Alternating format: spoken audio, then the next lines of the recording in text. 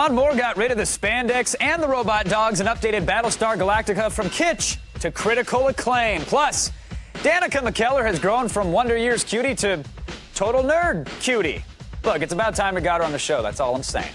And finally, they are vengeance. They are the night. They are the Aquabats, and they're performing here live. Now, heads you live, tails you die. On Attack of the Show! Pick up on this.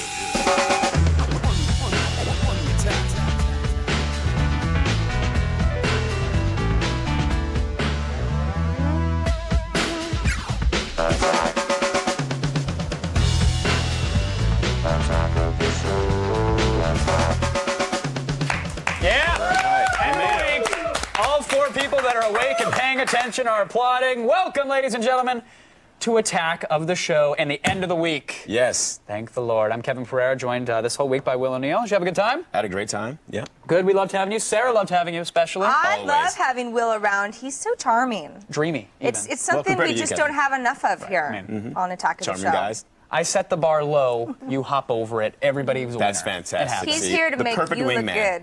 And he's doing a great job. Thank you. Thank you very much. Miss Lane, Yes. excited about Friday and the weekend, etc.? Well, Kevin, I'm always happy about Margarita Friday course. because it's my favorite day of the week. But I feel like tonight I should really tear it up a little bit. All right. You know, it's one of those nights. I'm ready to party. Done. I want a burrito. I want a margarita. I want to do it up. Right, Who's but- with me? Yeah, but we have an Have a hour seat. of show to do first. Oh, yeah, there's Can we get that out of the way? The show? Yeah, let's get it going. Okay. I mean, maybe if we do it faster, we can be done in a half an hour. And Let's do everybody will it. be Let's just happy. rush. Okay. Speak quickly. Boom! Family Guy has one of those subservient chicken kind of virals out there. This is We just fantastic. wanted to say we appreciate it because Stewie's one of my favorite characters. It's StewieLive.com. You can have him do whatever you want. First of all, I'm going to give him a little flatulence there. I'll give him the Awesome. command. Watch and listen, folks. That is quality television. Come on now. Thank you. You're welcome. Thank you. That was me farting by Chopin. Yes.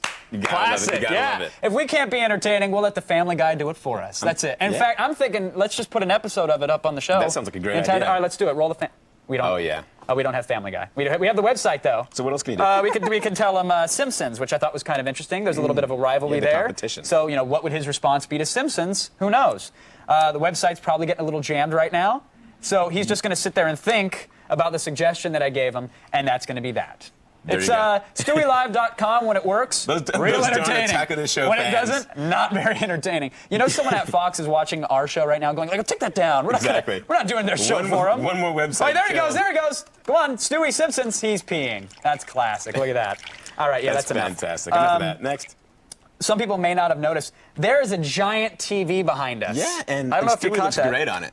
Let me see if I can switch on over to it here. Sarah, for have it. you seen this massive television behind me Well, yet? you know, I didn't, but now that you've brought it up, there's a huge, giant, giant. 4-ton television And what bigger is- than what's- both what's- you and me combined, and what's right behind on it? you. Whoa. What is she doing? Where What? did that come from? I have no I'm not sure. idea. I'm sorry Wow. about that. That's disturbing. Sarah's talking about the TV. She had no idea what was even on it. Well, you know, I'm it's even I'm better at on the- this on the like 73 side inch angle, TV. so I can't actually see it. You guys are so funny. All right, let's put some HD All right. content on this bad boy. It's a pretty cool. beaker. Well, tell It's them a about this beaker. thing. Okay, it's by Mitsubishi. It's a 73-inch HDTV. It's pretty cool. It has a 250 gigabyte hard drive in it, so you can actually record HD content, hours and hours of it. It has a lot of inputs for FireWire, so you can plug your digital. Oh, I'm sorry. You're making love to the TV. Well, here's the deal. Does we it love wanted you to back? show some high quality 1080p video. Windows Media can really handle it, and they offer the 1080p downloads. Exactly. So you can watch a pretty little graphic here. But pretty cool. Should we load up? You want to load up a game? You want to Load load up up a another game, man. video? Yeah, man, show us what let it's me made just for. show you a little bit of this. This is not the video. Let me show you Magic of Flight. I mean, this thing it's pretty is sweet. And it's got a sturdy base too. I was actually behind it trying to dry hump it And it's earlier, only and it did not shake $8,000 at all. And Kevin, it's only $8,000. You can afford that. What's that, like a week's pay? Yeah, it's a day rate for me. But notice the camera zooming in right now, and if this were like a normal TV, I know it's kind of like you're watching at home on Yeah. your mother's black and white 14-inch television getting upset. Yeah. But if we were zooming in on a normal TV, you'd see all sorts of scan lines and pixelation. You know, It's pretty awesome. I mean, it's so big, though. incredible. I know. I pride myself on it. I mean, man. incredible looking TV. Again, $8,000. Is it worth it? I think, I kind of think it's worth it, though, because I kind of really dig it. Yeah. Did you mention the hard drive? Yes, 250 gigabyte. Clearly, I mean, if you're going for next-gen gaming, it's one of the few TVs that can handle 1080p and do it well. Yes. All right, I'm going to load up Sarah again. Well, awesome. now, I know you won't go anywhere because when we come back, we'll have the best-looking math tutor you've ever seen, actress Danica McKellar.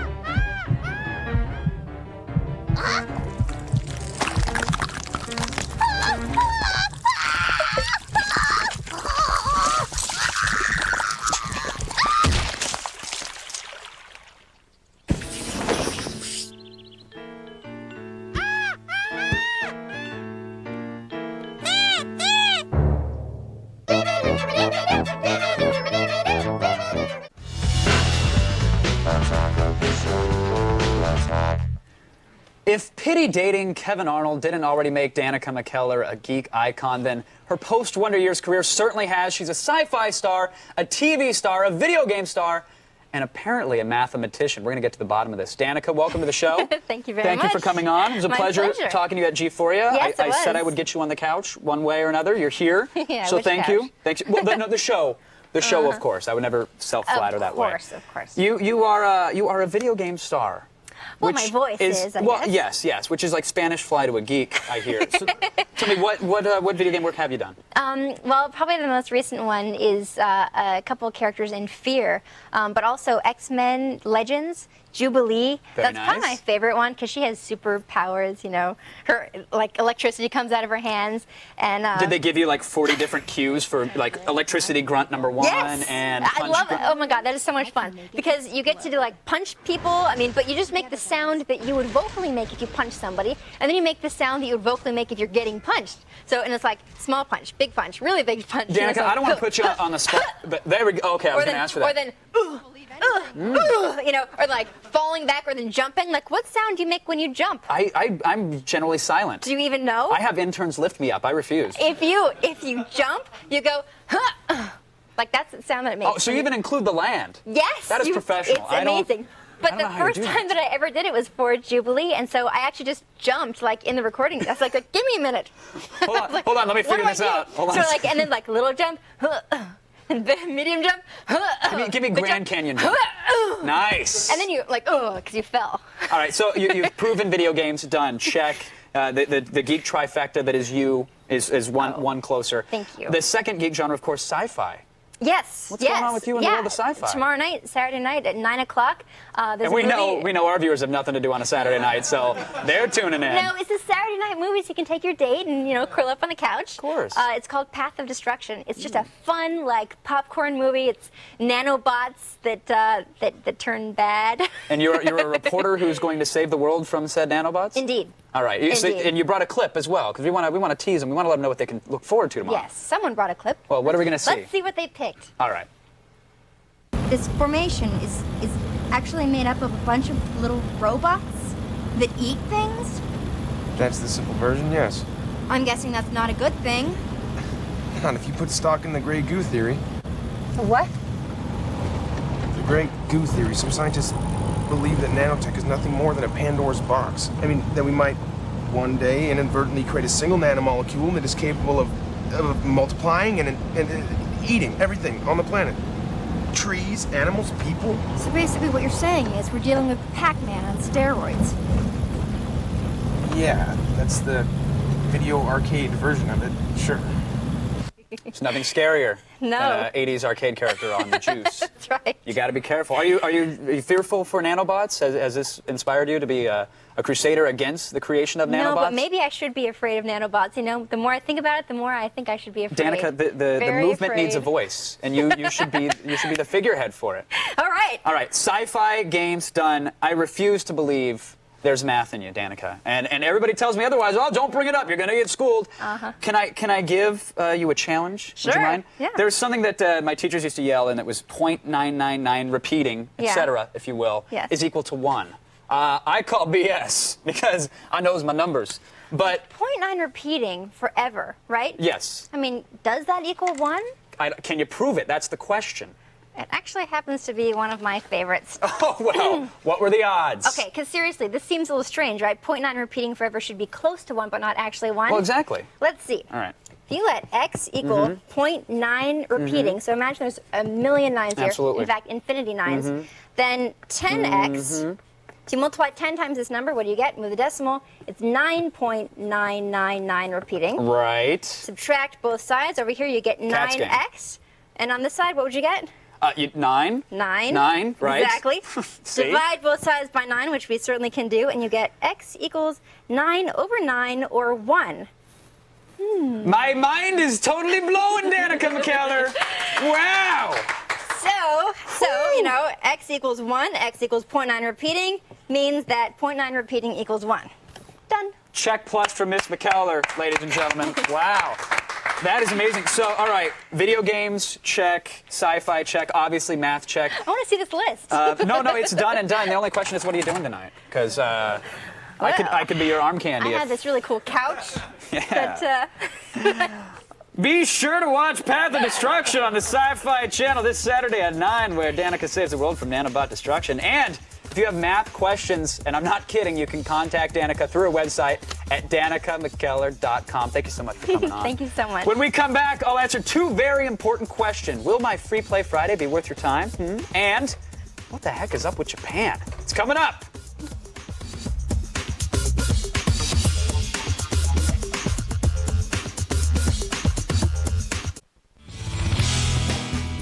Even if we've never actually vocalized it, we've all thought it. Namely, what's up with Japan? They do things over there that only they can. Tell me what's up with Japan. So I took a week off of Attack of the Show and traveled thousands of miles to a foreign country, and people want to know why. Well, it's to answer one simple question. What's up with Japan?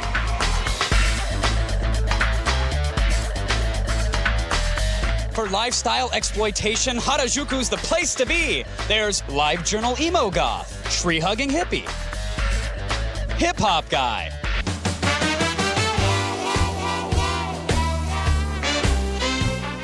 Here in Harajuku, the frog purses are made of actual frogs. Real dog. Why Japan?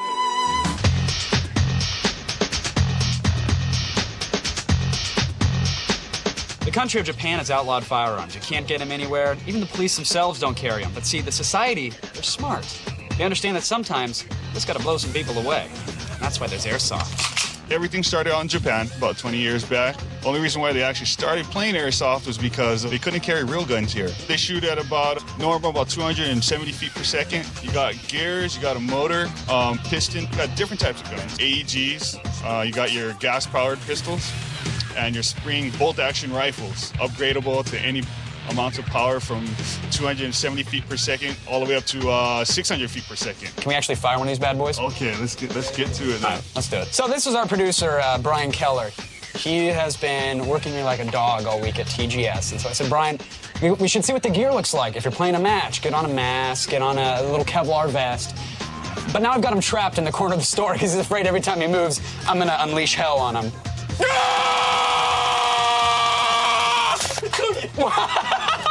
What'd you say? By the way, the safe word was petunia.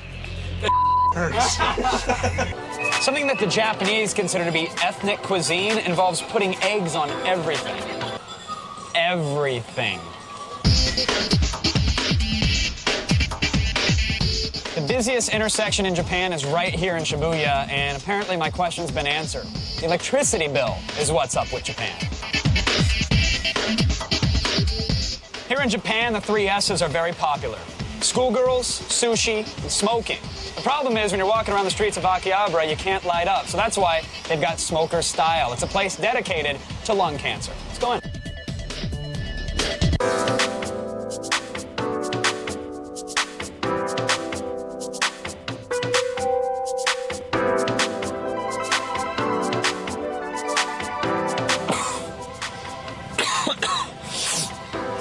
Smells like ass and salmon in there. It's not good. Seriously, every thing. Check out this, the latest in cell phone technology. 3.4 megapixel camera, holds 5 gigs of MP3s, and of course, it's net enabled. Excuse me, I have to take this one. Hello? And if this were a typical scene in a North American arcade, they'd probably still be in business. What do you know? A burger. Oh, hey, look. There's an egg on it. Yeah. You know, it's kind of weird. For a country that has video stores with dedicated schoolgirl tentacle violation sections, sex is actually considered quite taboo. You can't even get condoms at a local mini-mart. For that, you have to find a specialty shop. I don't even know where to look, though.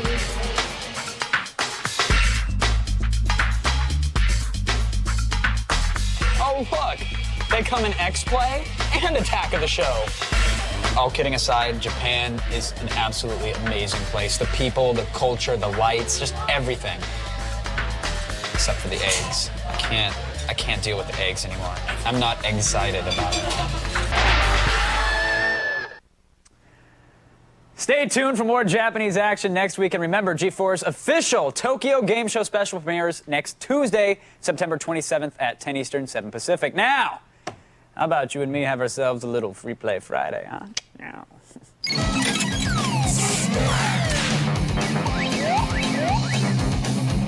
Right, Will, you can join in on it too. Thanks. Free play for everybody. Today's free play actually developed by SCI, sadly published by IDOS. Yeah. Don't relax.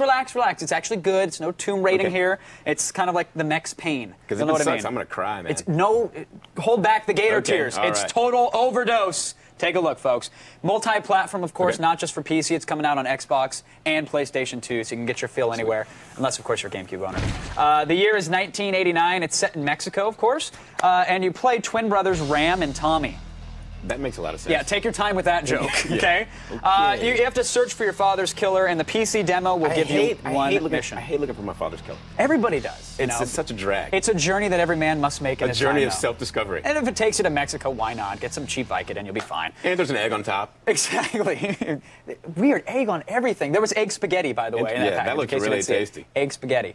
Surprisingly, though, the gameplay, which is where it matters, is pretty awesome. I had never heard of this game. Yeah, I've never heard. Really fun to play. It's like I said, it's Max Payne, so it's a third-person shooter. But these guys know what made Max Payne fun, and that was gratuitous, over-the-top shooting, and that's what you get to do. 60-plus moves, and it's all about combos. In fact, the moment you start killing someone, the music changes from this Molotov Mexican hip-hop to crazy techno, and they encourage you to get as many kills as you possibly can. Okay, so now what was that first genre again? That first genre of music? It was like Mexican hip-hop. Okay, that's pretty awesome. They have really, really great music in the game. Rico Suave? That's another, not Rico Suave, no. No, that is when you're strutting your stuff on the catwalk, not popping caps and drug dealers. There you go. And of course, tons of weapons. Everything's there. The best part about it, though, Will, special moves. You can unleash. Well, there's a tribute. There's a kind of a mariachi mode, as you can see here, where you whip out the dual guitar case guns and just go to town. Guns and just go off on them. And then there's other little moves, like if you do a wall jump, shoot a guy in the face with the shotgun, and you do a sombrero catch, which is grabbing his hat before his body hits the ground. You gotta be making this up. No, I'm dead serious. You get a multiplier. I mean, again, the demo is only one level long. I played it like 6 times, and each time I was pulling off new moves that I didn't the first time. And another big difference between Max Payne is that there's a ton of vehicles, and all of them are drivable, from tractors to vans to big, septic tank type trucks. That's pretty exciting. And in true style, Will, hang outside, watch where you're going, leap out, blow somebody away. I do that every day. That's actually how you arrive to work. People don't know that, but you literally leap out of your car. I leap out of the car, guns blazing. Man, well, when you can afford to buy a new one every day, Will, you can. Hey, you can it's pull just off the money, moves. man. You're all style, and I like it. Hey, somebody's got to be around here. Yeah, no, seriously, it's not me. The game is out for PC, Xbox, and PlayStation 2 next week. I highly recommend that you spend a good portion of your weekend trying out the free demo. You can find a link on our website. It's Total Overdose at attackoftheshow.com. Woo! It's going to be good times. Yeah. Everybody's going to have a good weekend. Now, you've not actually been cleared to begin your weekend, though, so plan it, sucker. We still have some feed business to sort through, and we'll be talking to the man behind the new game download service, GameTap, Blake Lewin. It's coming up. Stay tuned. Free Play Friday brought to you by Newegg.com. Once you know, you Newegg.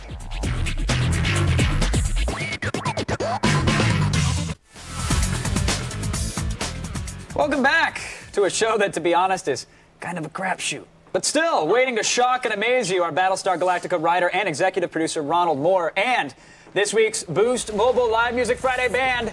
Oh, yes, it's finally time. The Aquabats are here.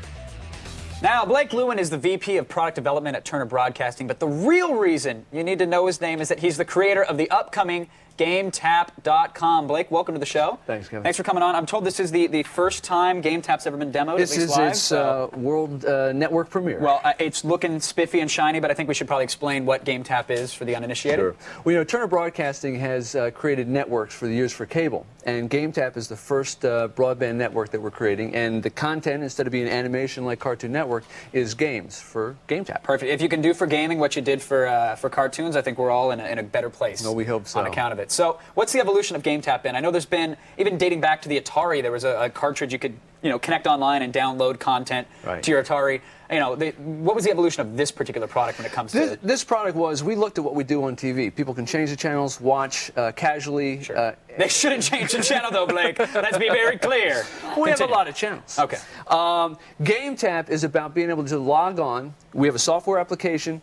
You get in, and you have access to hundreds and hundreds of games, and you can just move through those games, go from Pong all the way to Splinter Cell. Sounds like the Phantom, except you're saying that this is actually going to come out. That's right. Really does exist. It exists. Simple pricing plan, $14.95, no hidden costs, no contracts. I want to make that very clear. $15 a month, unlimited gaming. You don't have to pay per game. You don't rent the games. You get the full thing for $15. Exactly. Very nice. Now, why are developers so quick to sign up for this? Is it because they can get more money from their back catalog of games, or is it because they're tired of emulation? Is it a combination of the things? The publishers are really excited about this because what Turner sees this as is creating a syndication window for game, just like there is for movies, right? Movie goes to the box office, then to DVD, then to cable. Sure. Now games are just in retail. Right. They come out, they go to the bargain bin, and then they're forgotten. Exactly. With GameTap, they can go and live on. And then we will continue to have new games rolling into the service, just as movies come out of box office, they come onto a TV. All right, enough yapping about it. Yeah, please. It's my fault. I should have said it sooner. Let's get to it. I want to see it. So we've built it in a 3D interface. Very simple navigation. Yeah, it looks incredibly clean, by the way. Very Thank you. clean looking. Let's go. Let's bring the ring down. I mean, between Hydro Thunder and Pac-Man, it looks like a little interesting collection of titles. What kind of titles do we have here? We've gone to all the publishers, and we've gotten over 1,000 games licensed. We'll have about 300 games that we'll launch with, and then we'll roll games out every week. So we go back as far as Pong, and we go forward to this beautiful PC game by Ubisoft called Beyond Good and Evil. Oh, yes, so it's which didn't get enough respect at retail, so exactly. Hopefully it gets it here. And I think you'll find a lot of games on the service that you go, oh my gosh, that's a great game. Why didn't that do so good? Well, you went for a classic. It looks like you did a search for Pitfall. So let's it came go right up. to Pitfall. Every game has an info card. The info card is like a DVD version of the game. We've got bonus material. In fact, I'll show you right here. We've got a fun little... And I notice you're navigating with the controller, so the entire. And this is a downloadable. It's like a separate application. This isn't done in a web browser or anything. Exactly. And it supports the controller, which is very important. Exactly. In fact, we support over 20, 30 USB controllers. So just get any USB controller, plug it in. We're putting, old commercials, production art, anything we can find around the game here. But the real value of the service is to get in and play the game. Of course. Now, I know Pitfall probably a relatively small game. I know as we're downloading it, I'm seeing some video, which is also a nice touch as well. If it's a larger game, though, will you stream the portions that are necessary before we have to get into it? So say it's a 1 gig game. You also see you could continue in the background. You could continue in the background, go play something else. Very nice. We'll bring down a chunk of the game and then bring the rest of it down streaming in the background while you're playing. Very cool. So we hit the play button, we go in, and there's Pitfall Harry in all his 8-bit glory. Yeah. Now again, it is 8-bit glory. Is this the PC port of Pitfall, or are you emulating these games? What we've done is we want to be authentic, so we went and we licensed up a bunch of source code from the emulation community, cleaned it up, put it all in the application, and so we're playing the original games. Very nice. This is what iTunes did for music. I mean, you couldn't legally and inexpensively download music. Looks like that's exactly what you're trying to do with games. Right, and we want to put it together in a convenient package. I mean, obviously you could go out and find all these things, but it's a hassle. Sure. It's probably illegal, because chances are you don't own Miss Pac-Man, the cocktail table in your mom's kitchen. Exactly. Now, anything else aside from games? Unfortunately, we're almost out of time, but I'm curious. No problem. Let me go back real quick. We also have created this linear entertainment. Beautiful looking interface, by the way. Thanks. Really, really stunning. Short form video, and we're taking TV show types. So we've got a countdown show. Short 5, she's going to tell you about the 5 bad bosses. Clips from other Turner properties as well. We've got a Space Coast interviewing Billy Mitchell talking about his all-time Pac-Man record. We got a band like Simple Plan talking about playing games. Is this perhaps IPTV for you guys in the future? Are you looking there, we see. You're absolutely right. We see GameTap as our first foray into broadband entertainment. This is a network, just like we've built networks on cable. It looks like an excellent first step. I love the pricing scheme. I love the interface. Excellent job. Well done. Good luck with the launch, Blake. Thanks, man. Be sure to keep a lookout for GameTap's official launch this October. But early adopters, which is probably you, go to GameTap.com right now to register for an all-access pass to the service. Now, here's the feed. Now available in easy-to-swallow tablets.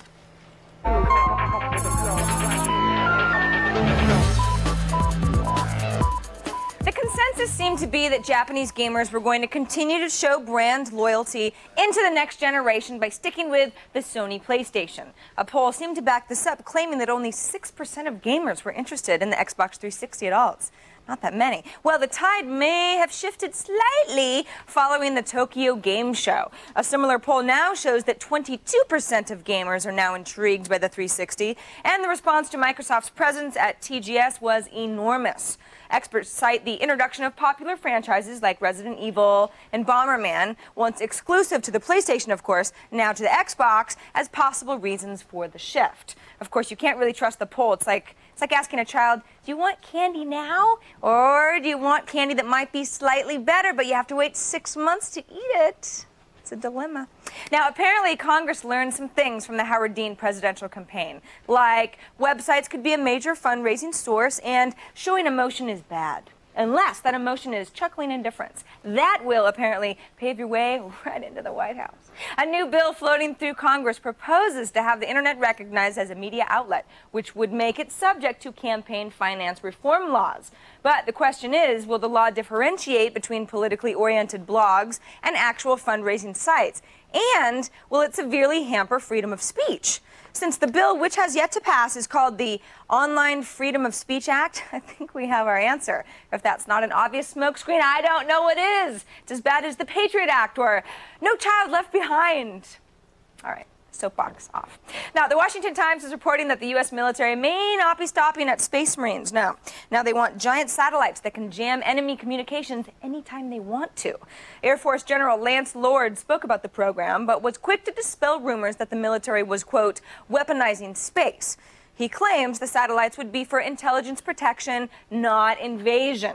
However, he did say that the Air Force is looking into ways to prepare the satellites to carry out strikes on enemy spacecraft if they're deemed a threat.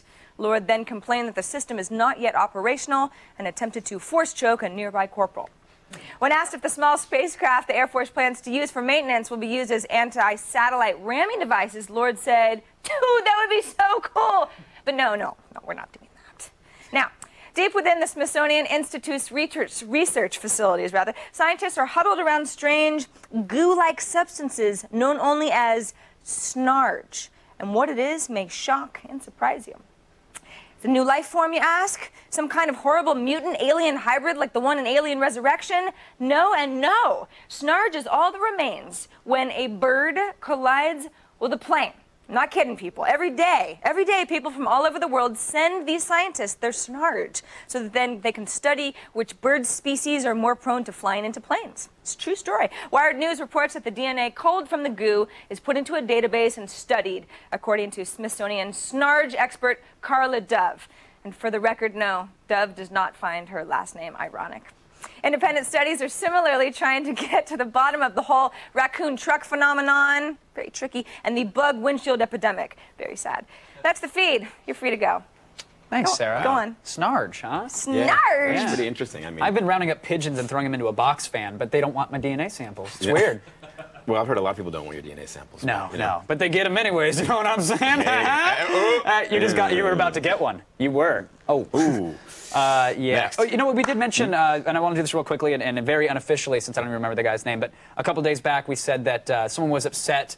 Steve Jobs was defending the iTunes price, and it was the MPA or the RIAA. They wanted higher prices on downloadable music. Well, now they're claiming that they want a portion of the iPod sales because they feel like, hey, it's our music that's going on the iPod. So, more expensive music isn't enough. Now they want a kickback from the sales. Well, of course, they want it all. Is that right, though? Well, is it right? Is it wrong? Can they do it? I guess you should never ask that question with regard to the RIAA. Or exactly. the They're horrible. Yeah, good point. The evil empire, if you will. Force chokes for everyone. When we come back, we'll be heading into the cave in hopes of finding some Aquabats. And the man who rescued Battlestar Galactica from 70s sci-fi hell will be right chong. The Feed is brought to you by the U.S. Navy. Navy, accelerate your life.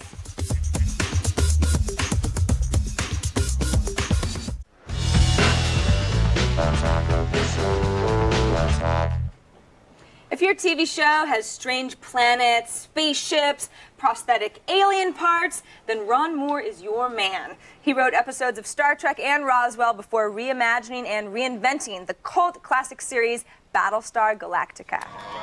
Sir, I'm getting colonial transponders.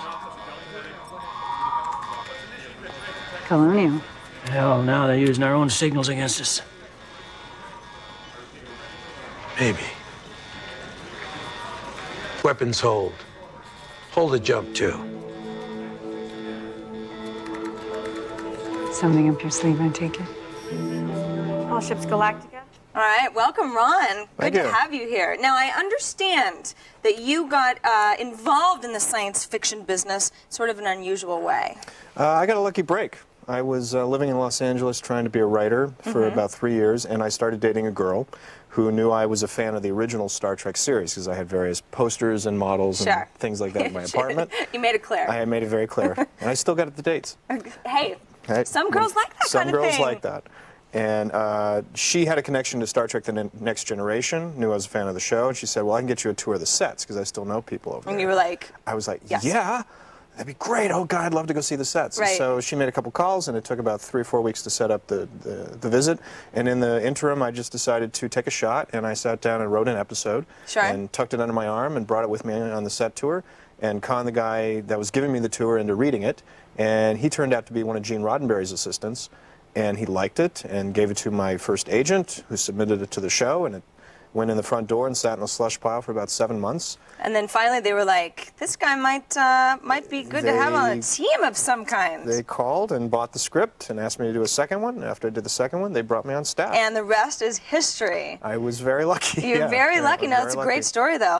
You know, I think a lot of people, when you say science fiction, Star Trek is one of the first things that comes to mind because it's so engraved in our culture. That's kind of what science fiction is, what it looks like. How does Battlestar Galactica sort of break down those science fiction walls? Because it's very different.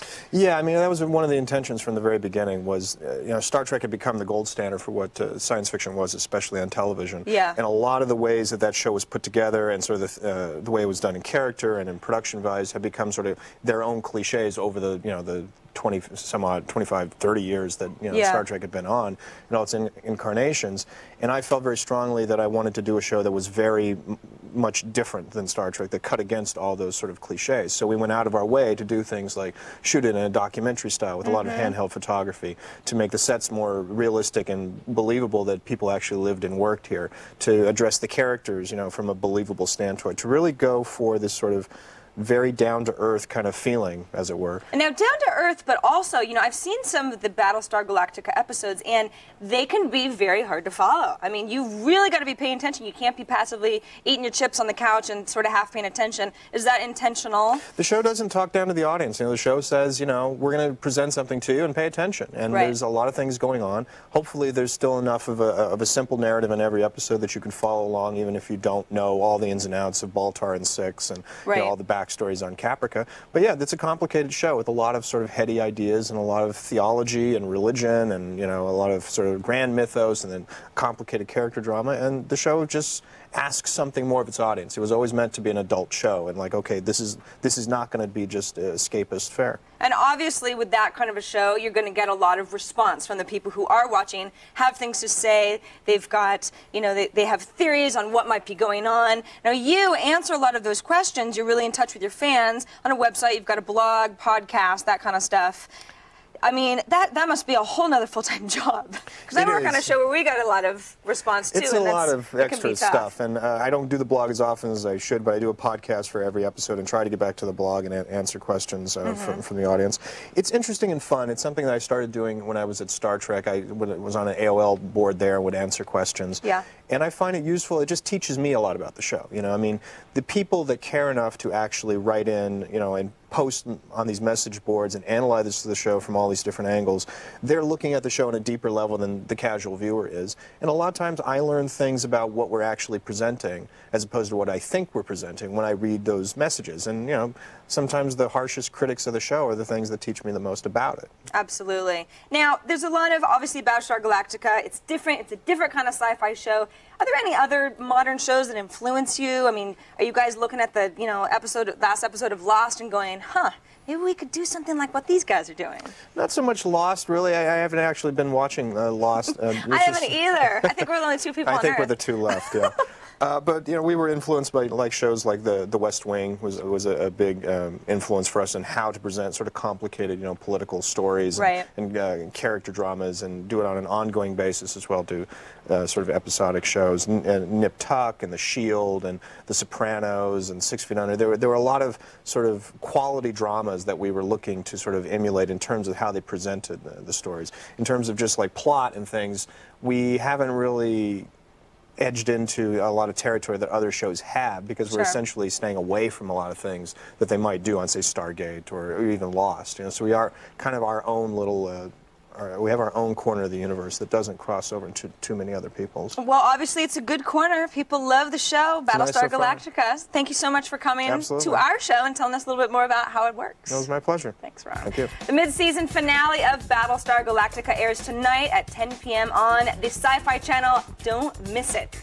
Now, consider this next commercial break a calm before the storm, because we'll let loose the Aquabats right after this. Well, we all know that they will come. On the next attack of the show, live out your Mario fantasies for college credit. We have a demo of virtual 3D program Alice. Plus, Kevin saw a lot of things that freaked him out in Tokyo, but nothing could have prepared him for it. No, I can't even talk about it. Just tune in. And if the Emmys left you colder than Terry Hatcher and Felicity Huffman sharing an elevator, tune in to the official AOTS TV award show. That's the next attack of the show, ready for prime time. And now, let's hear it for Costume Crusaders, the Aquabats!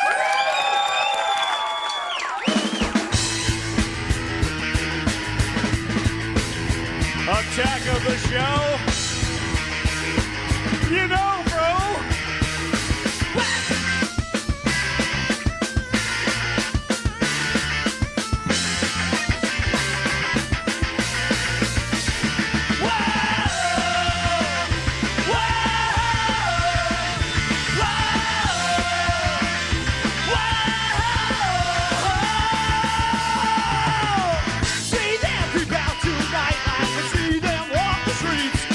These children of the undead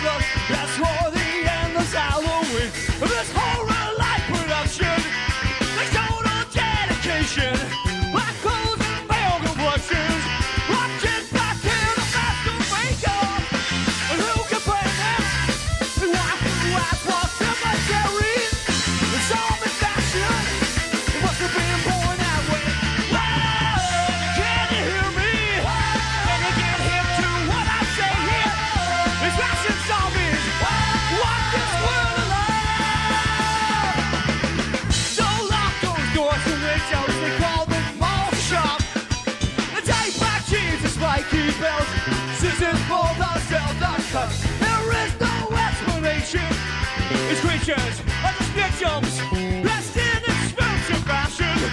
Who look like they got out of Caulfield. Who can blame them? Walk through asphalt cemeteries. Don't be fashion. It must have been born that way. Oh, can you hear me? Can you get him to what I'm saying? Fashion zombies walk this world around. Darkness walls across the land. The midnight hour, hold your hand. Creatures crawl in search of blood to accessorize the black neighborhood. Monster children with monster faces, looking for love in all the wrong places.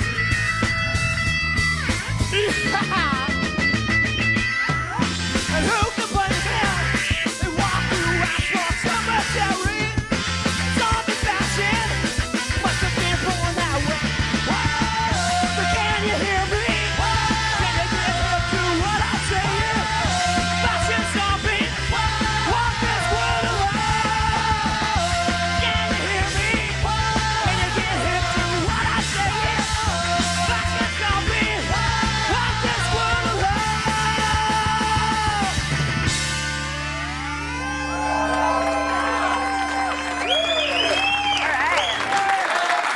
Aquabats. Be sure to check out the Aquabats' new album, Charge, in stores everywhere. It was awesome. Now, what could be better than reading your emails and your chat questions? Reading your emails and chat questions, followed by more Aquabats!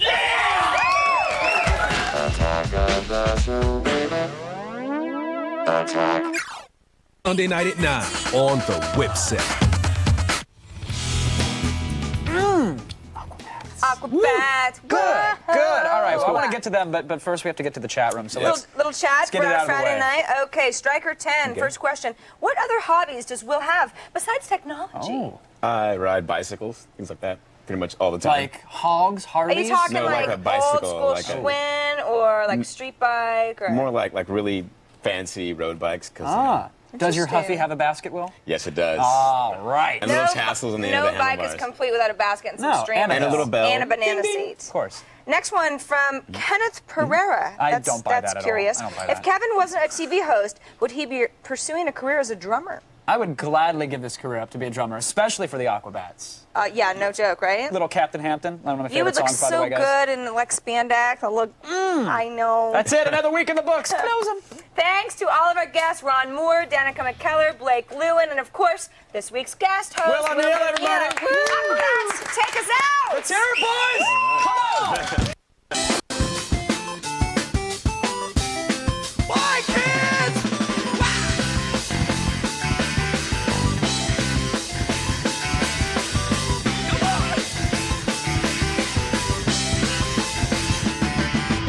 Oh yeah, we're freaks of nature.